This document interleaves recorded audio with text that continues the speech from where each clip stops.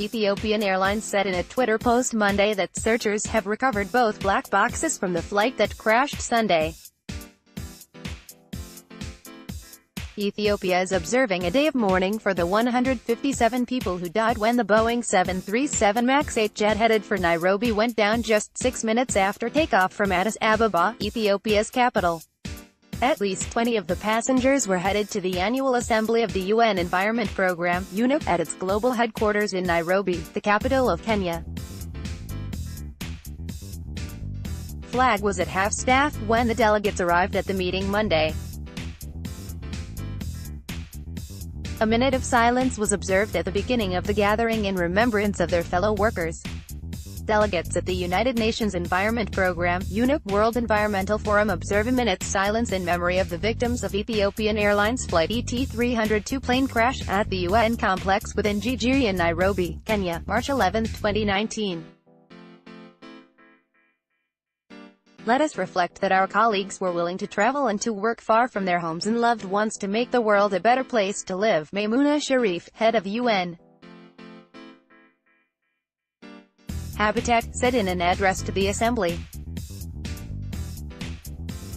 Ethiopian Airlines has grounded its fleet of Boeing 737 MAX 8 jets, following a deadly crash Sunday that killed all 157 on board.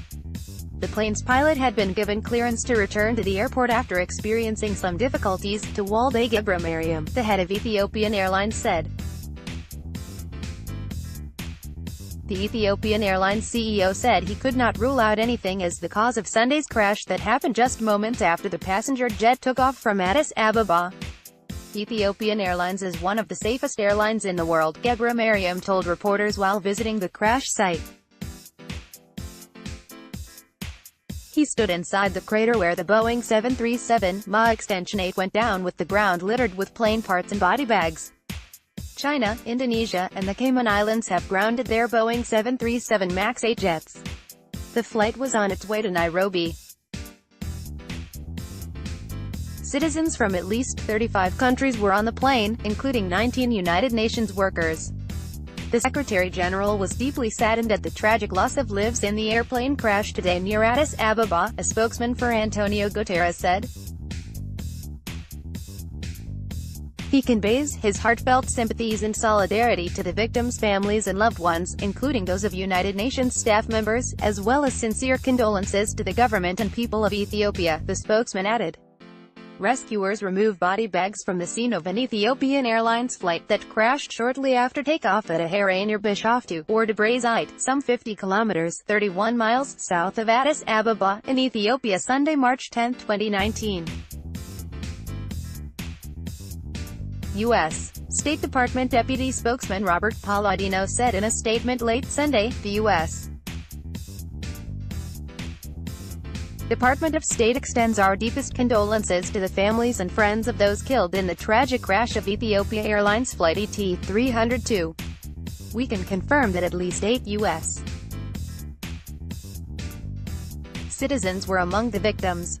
We extend our heartfelt sympathies to the families and loved ones of the passengers and crew on board and stand ready to support the Ethiopian Airlines team, Boeing said in a statement late Sunday.